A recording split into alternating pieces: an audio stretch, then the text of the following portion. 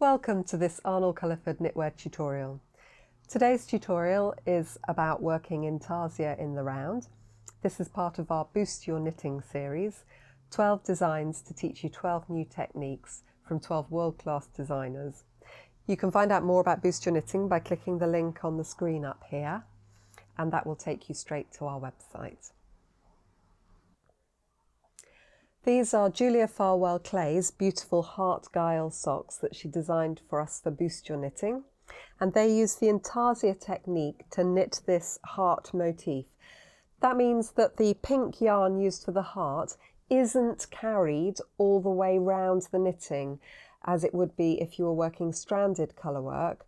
Instead, you have a separate ball of yarn for each of the patches of colour in each round.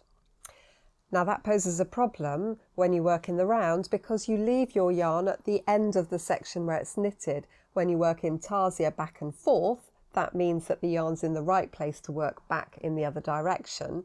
But when you work in the round, it's obviously at the wrong end of the motif. So this is overcome by actually working the Intarsia back and forth, but using a cunning method to join that back and forth knitting into the round, and you can see you get a slight mark or noticeable point where that's happened, but it's all but invisible, and it's a very clever way of enabling Intarsia to be worked in the round. In this tutorial I'm going to work on a smaller swatch using slightly thicker yarn than is used in the actual Heart Guile socks. This is an Aran weight yarn, and I've made a smaller version of the motif so that you can see what's going on. I'm going to be working on this using the magic loop method, but you can use small circular needles or double pointed needles or whatever you prefer. The choice of needle doesn't impact on it at all. And we've got two balls of the pale grey yarn, one that we're using on this side of the motif and one that we're using on the left-hand side of the motif. We've got a length of blue yarn for each of the diagonal lines, and then a small ball of yarn for the heart in the centre. And we're going to work along using the Intarsia method. We are actually going to carry the yarn across the back of the blue stitches without twisting it in, but we will be doing Intarsia joins each side of the heart motif. When you work Intarsia in the round, you essentially alternate between working back and forth, and you use a clever join at the end of the round point in order to keep the work joined. So you're working flat, but it's joined in the round. Here's how you do it. So you come to the end of your first round where you want to work this section, and you've knitted your way round, and you turn the work to the wrong side.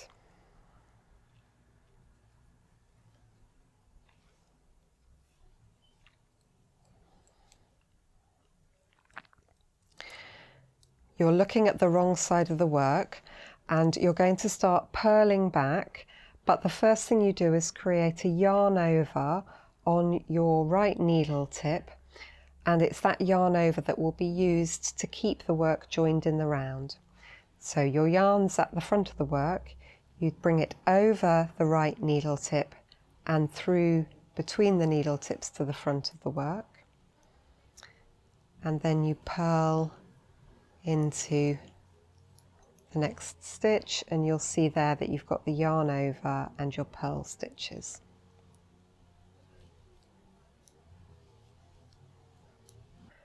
I'm now ready to work an Intarsia join because my next stitch needs to be worked in the red. So I take my old yarn over the new yarn and bring the new yarn up from underneath, ready to work the next stitch. And it's always a good idea to just give it a little tug, have a look at it, make sure that the next stitch isn't over tightened and that it's all even.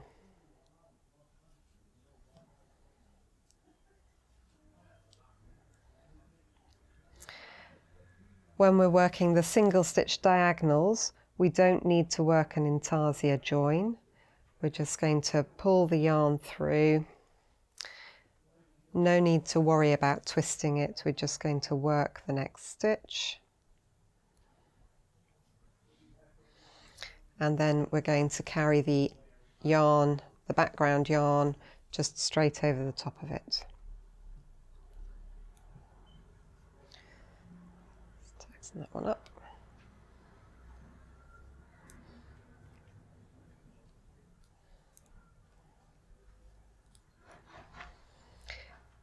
It's definitely worth with Intarsia every few stitches just making sure, especially where the stitches have been left below, that they're not over tightened or too loose or anything.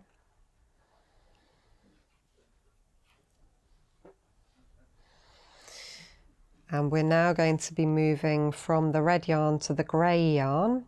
This is actually a left-leaning slope, so you do the movement in exactly the same way. Your old yarn goes over and you pick up your new yarn from underneath.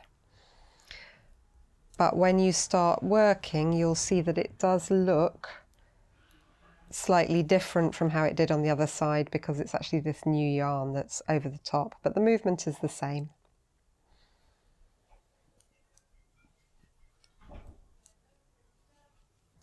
So we've purled through our Intarsia sections and we're coming to the end of the round, and we work until we've just got one stitch remaining on the left hand needle tip, and we're going to slip that to the right needle tip and remove the start of the round marker and return that last stitch, and then we're going to work that last stitch together with the yarn over as a purl two together, and that keeps the work joined in the round even though you're working flat.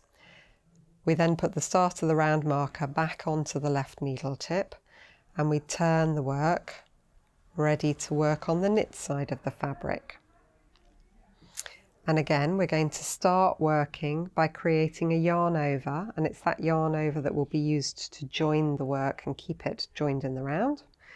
So we bring the yarn to the front and take it over the right hand needle tip, and then we knit into that next stitch, and that gives us a yarn over and the next stitch of the round, and we're then going to knit. This next stitch needs to be a red stitch, so we take the old yarn anti-clockwise and we pick up the red yarn from underneath, also moving anti-clockwise, and then we knit the next stitch.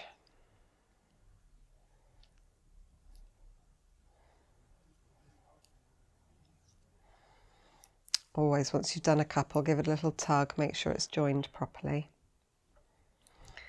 and then keep working along the row.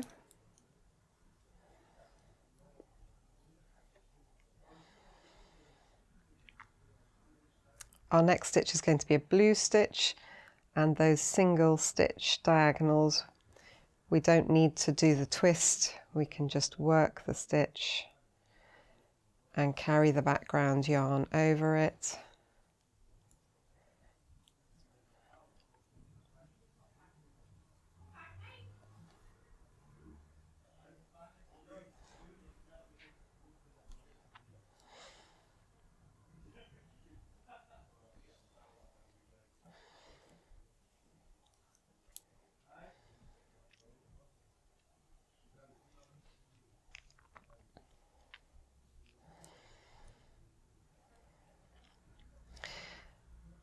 Again, we've worked a single stitch in the blue yarn, and we're just going to carry the background red yarn over the top of it.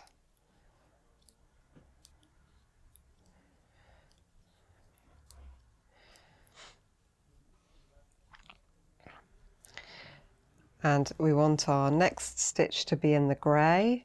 So here's our old red yarn. It's going anti-clockwise over. We're picking up the new grey yarn from underneath and also moving anti-clockwise. And that loops it in at the back.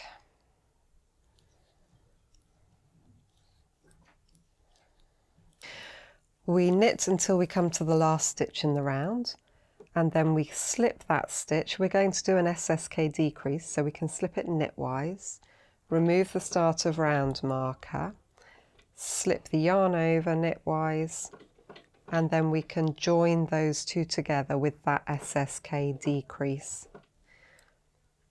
We then pop the start of the round marker back on the left needle tip, and then we turn, ready to work the purl again.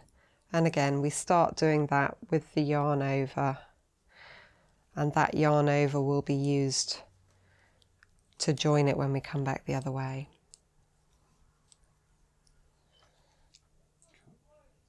I hope you've enjoyed that tutorial on working Intarsia in the round, and you now feel empowered to add an Intarsia motif to your next in the round project.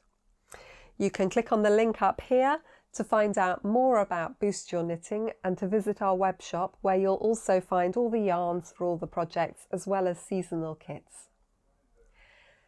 To be sure of not missing our next knitting tutorial, then do subscribe to our YouTube channel, Jen AC Knitwear. Thanks ever so much for watching.